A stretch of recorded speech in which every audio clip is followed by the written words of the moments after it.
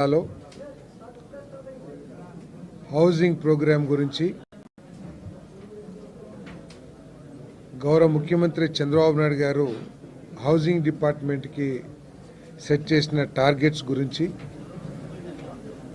Meeting ఏర్పాటు చేయడం జరిగింది. ఈ మీటింగ్కి విచ్చేసిన గౌరవనీయ పార్లమెంట్ సభ్యులు మిత్రులు కేసినేని చిన్ని గారికి, మిత్రులు సహచర శాసనసభ్యులు మైలవరం శాసనసభ్యులు వసంత కృష్ణ ప్రసాద్ గారికి, మిత్రులు తిరువూరు శాసనసభ్యులు శ్రీనివాస్ గారికి, కలెక్టర్ గారికి, కమిషనర్ గారికి, హౌసింగ్ డిపార్ట్మెంట్ ఎండీ గారికి, మా చీఫ్ ఇంజనీర్, ఇతర అధికారులకు, వివిధ శాఖల నుంచి వచ్చిన అధికారులకు, విలేకరులకు అందరికీ నా హృదయపూర్వక నమస్కారాలు. ఈరోజు ముఖ్యంగా వివిధ కాన్స్టిట్యున్సీల్లో ఉన్న హౌసింగ్ డిపార్ట్మెంట్కి సంబంధించిన సమస్యల గురించి చర్చించడం జరిగింది. మరి శాసనసభ్యులు కూడా ముఖ్యంగా వారి వారి నియోజకవర్గాల్లో ఉన్న సమస్యల్ని ఈ సమావేశం దృష్టికి తీసుకొచ్చారు. ముఖ్యంగా హౌస్ సైట్స్కి సంబంధించి మైలవరం కాన్స్టిట్యున్సీలో చాలా ఇబ్బందికర పరిస్థితులు ఉన్నాయి. ఏదైతే గత ప్రభుత్వంలో హౌస్ సైట్స్గా ల్యాండ్ ప్రొక్యూర్ చేశారో, లేకపోతే హౌస్ సైట్స్గా ఏదైతే భూమిని నిర్ణయించారో అవి నివాసయోగ్యంగా కానీ, ప్రజలు అక్కడికి వెళ్ళటానికి ఎటువంటి ఆసక్తి కనపరచకపోవటం కానీ, అక్కడ నిర్మాణానికి సరైన పరిస్థితులు, కొన్ని చోట్ల వరదలు వచ్చే పరిస్థితులు, వీటన్నిటిని కూడా సమావేశం దృష్టికి తీసుకురావడం జరిగింది. మరి ఈ లేఅవుట్ని మార్చాలంటే మళ్ళీ ల్యాండ్ ఎక్విజిషన్ చేయటమో లేదా ప్రభుత్వ భూముల్ని గుర్తించటమో చేయాల్సిన అవసరం ఉంది. కాబట్టి మరి గౌరవ ముఖ్యమంత్రి గారి దృష్టికి తీసుకువెళ్ళి ఈ విషయంలో తగు నిర్ణయం తీసుకుంటామని చెప్పేసి కూడా మనవి చేస్తా ఉన్నాను.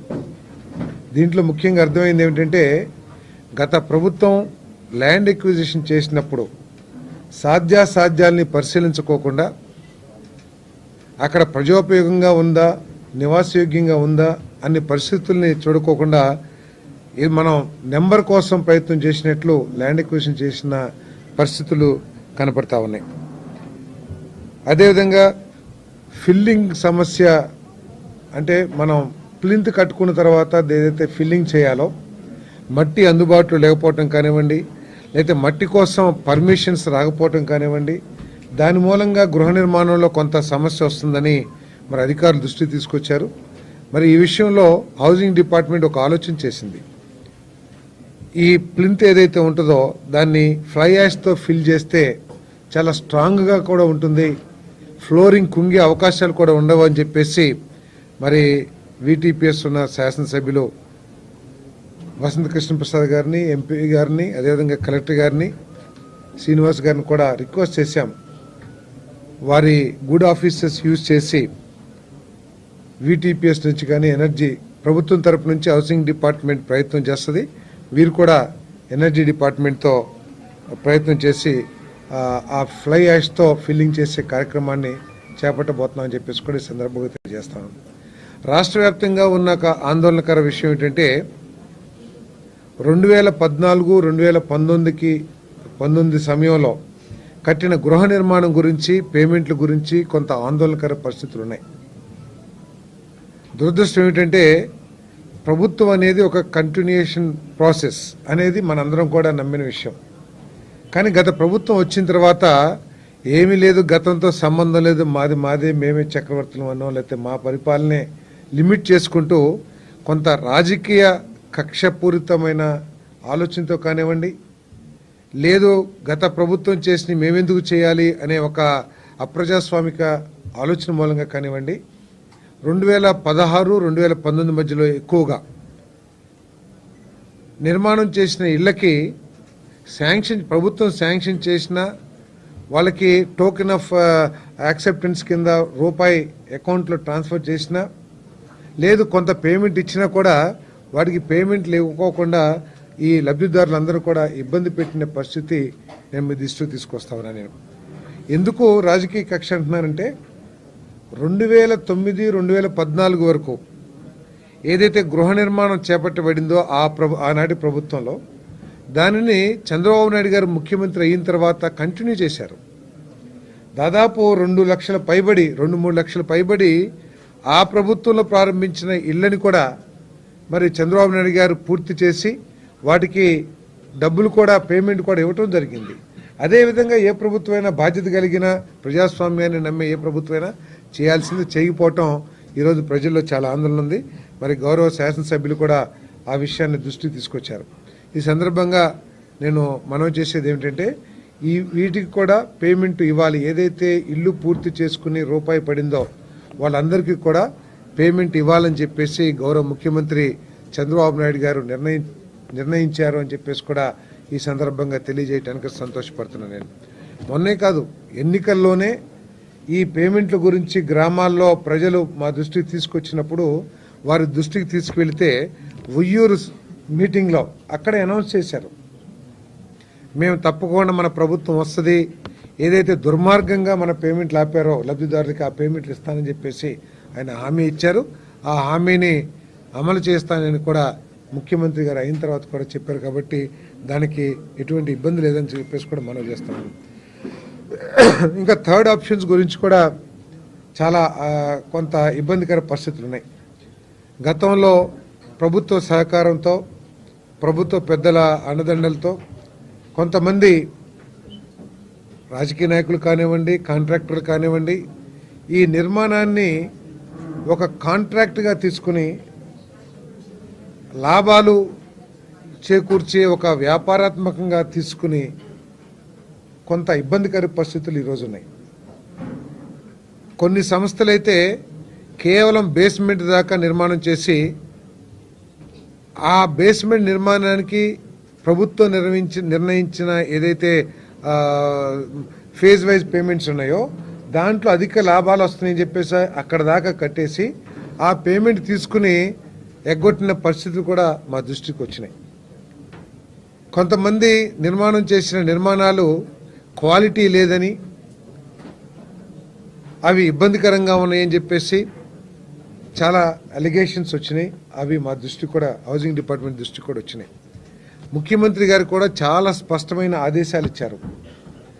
ఉన్న లేటెస్ట్ టెక్నాలజీస్ వాడి క్వాలిటీ చెక్ చేయమని చెప్పేసి ముఖ్యమంత్రి గారు ఆదేశాలు ఇచ్చారు.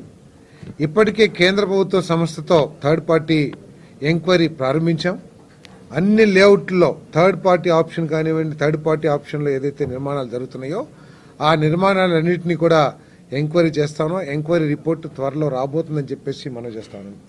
వాళ్ళు మెటీరియల్ని మిస్యూజ్ చేసినా, నిర్మాణానికి మించి ఎక్కువ మెటీరియల్ హౌసింగ్ డిపార్ట్మెంట్ నుంచి తీసుకున్నా, లేదు ఉద్దేశపూర్వకంగా లబ్ధిదారులకి నష్టపరిచినా వాళ్ళ మీద చట్టపరమైన చర్యలు తీసుకుంటానికి ప్రభుత్వం సిద్ధంగా ఉందని చెప్పేసి కూడా ఈ సందర్భంగా తెలియజేస్తామని నేను తప్పకుండా రిపోర్ట్ వస్తుంది.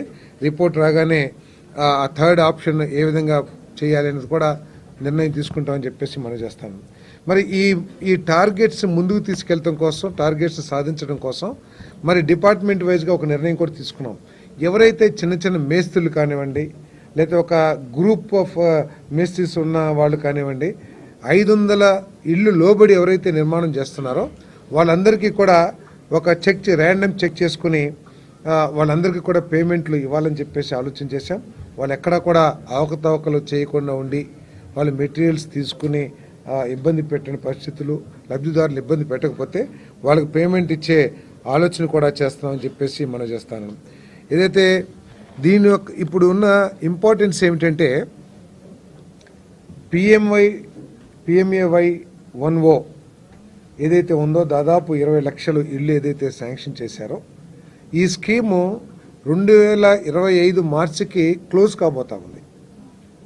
ఇప్పటికే దాదాపు చాలామంది కొన్ని లక్షల మంది రిజిస్ట్రేషన్ చేసుకున్నారు పేర్లు, వాళ్ళకి శాంక్షన్స్ కూడా అయినాయి. ఒకవేళ ఈ శాంక్షన్ చేసుకున్న వాళ్ళు లబ్ధిదారులు ఇల్లు నిర్మాణం చేయకపోతే వాళ్ళు భవిష్యత్తులో ప్రభుత్వం నుంచి ఆర్థిక సహాయం పొందే అవకాశాన్ని చేజార్చుకుంటారని చెప్పేసి మనం చేస్తా ఉన్నాను నేను. అందుకనే మా ప్రయత్నం ఏంటంటే వచ్చే సంవత్సరం మార్చి ఏప్రిల్ లేకపోతే ఒక 2-3 నెలలు అటు ఇటు అయినా సరే ప్రభుత్వాన్ని రిక్వెస్ట్ చేసి కేంద్ర ప్రభుత్వాన్ని వాళ్ళందరికీ కూడా ఈ ఆర్థిక సహాయం ఏదైతే శాంక్షన్ చేశామో దాని ద్వారా లబ్ధి పొందే విధంగా పరిస్థితులు క్రియేట్ చేయాలనేది మా ప్రయత్నం. లేకపోతే భవిష్యత్తులో వాళ్ళకి ఇల్లు వచ్చే పరిస్థితులు ఉండవు. కాబట్టి వాళ్ళందరినీ మా గౌరవ శాసనసభ్యుల్ని, గౌరవ పార్లమెంట్ సభ్యుల్ని, అదేవిధంగా లోకల్ పబ్లిక్ రిప్రజెంటేటివ్స్ని, అధికారులు మేము కోరేది ఏంటంటే మోటివేట్ చేయమని చెప్పేసి రిక్వెస్ట్ చేస్తా ఉన్నాం. వాళ్ళకి ప్రభుత్వం తరపు నుంచి ఏదైనా సమస్యలు ఉంటే పేమెంట్లో కానీ మెటీరియల్లో కానీ ఏదైనా సమస్యలు ఉంటే వాటిని బాధ్యతగా మరి వెంటనే పరిష్కరించాలని చెప్పేసి ముఖ్యమంత్రి గారు ఆదేశించారు. ఆ విధంగా చేస్తాం కాబట్టి మోటివేట్ చేసి వాటిని పూర్తి చేయాలని చెప్పేసి మరి నిర్ణయం తీసుకున్నాం. మరి సెకండ్ ఫేజ్ ఏదైతే ఉందో 4 లక్షల రూపాయలు అంటే 2.5 లక్షల రూపాయలు కేంద్ర ప్రభుత్వం ఇస్తుందనే ఒక ఆలోచన ఉండటం మూలంగా 4 లక్షలు ఇస్తారని చెప్పేసి మేము భావించాం. కానీ ఇటీవల మాకు వచ్చిన సమాచారం ఇంకా subject final decision by the government of India, అది వాళ్ళు కేవలం 1.5 లక్షలు మాత్రమే ఇచ్చే విధంగా ఆలోచన చేస్తున్నారని చెప్పి తెలిసింది. కాబట్టి 2.5 లక్షల రూపాయలు మరి అదేవిధంగా అదనంగా మరి ఈ ఎస్హెచ్జి గ్రూప్స్కి అదనంగా ఆర్థిక సాయం చేస్తానికి ఏమైనా అవకాశం ఉందేమో కూడా చర్చించి ముఖ్యమంత్రి గారి దృష్టికి తీసుకువెళ్ళి తగు నిర్ణయం తీసుకుంటా అని చెప్పేసి కూడా ఈ సందర్భంగా తెలియజేస్తూ మరి వీటన్నిటిని కూడా పూర్తి చేయాలని చెప్పేసి అధికారులందరూ కూడా టార్గెట్ ఫిక్స్ చేస్తడం జరిగింది. మరి అధికారులు కూడా కలెక్టర్ దగ్గర నుంచి, ఎందుకంటే ముఖ్యమంత్రి గారు, గౌరవ ముఖ్యమంత్రి గారు ఇటీవల జరిగిన కలెక్టర్స్ కాన్ఫరెన్స్లో చాలా స్పష్టంగా చెప్పారు, housing programme is a priority programme for the government. ఈ గవర్నమెంట్కి అత్యంత ప్రాధాన్యత కలిగిన సెక్టర్గా వారు ఆ రోజు కలెక్టర్స్ అందరూ కూడా దిశానిర్దేశం చేయడం జరిగింది. ఎందుకంటే దీని ద్వారా రాష్ట్ర ఆదాయం పెరుగుతుంది, అంతేకాకుండా పేదవాళ్ళకి మెరుగైన లబ్ధి కూడా చేకూరుతుందని చెప్పేసి మరి ఈరోజు అధికారులు కలెక్టర్ గారు జిల్లా అధికారులు అందరూ కూడా చాలా బాగా ఈ కార్యక్రమాన్ని పర్యవేక్షిస్తూ ఉన్నారు. మరి ఎమ్మెల్యే గారు, ఎంపీ గారు కూడా దీన్ని ఏ విధంగా ముందుకు తీసుకెళ్ళాలి, వాళ్ళకి ఎక్కడ ఏ సమస్య వచ్చినా కూడా వెంటనే కలెక్టర్ గారితో మాట్లాడి స్పందిస్తున్న తీరు కూడా ఈ టార్గెట్స్ని మా డిపార్ట్మెంట్ అచీవ్ కాగలదని చెప్పేసి, అదేవిధంగా మా హౌసింగ్ డిపార్ట్మెంట్ అధికారులు కూడా దీని మీద ప్రత్యేకమైన దృష్టి పెట్టి బాగా చేస్తూ ఉన్నారు. తప్పకుండా మరి ఈ టార్గెట్స్ మీట్ అవుతామని చెప్పేసి మనం చేస్తా ఉన్నాం. ఈ టార్గెట్స్ ఈ టార్గెట్స్ 100 డేస్లో రాష్ట్ర వ్యాప్తంగా 1,25,000, ఇంత ముందు కూడా చెప్పాం, 1,25,000 100 డేస్లో, 7 lakhs రాబోయే సంవత్సర కాలంలో. మన జిల్లాకి 8,068 శాంక్షన్స్ అయి ఉన్నాయి. ఈ 100 days టార్గెట్ ఇచ్చున్నాం. మన ఈరోజు జరిగిన చర్చల ప్రకారం కానీ ఇటన్నిటి మన సమావేశం ప్రకారం 100% కాదు 150% అచీవ్ అవుతారని చెప్పేసి నేను నమ్మకంతో ఉన్నాను. అదేవిధంగా ఇయర్కి 40,000 50,000 హౌజెస్ అయ్యి ఉన్నాయి, 50,000 సుమారు. ఆ 50,000 కూడా కంప్లీట్ చేసే దిశలో ఎన్టీఆర్ అడ్మినిస్ట్రేషన్ పనిచేస్తుందని చెప్పేసి కూడా మనం చేస్తాం.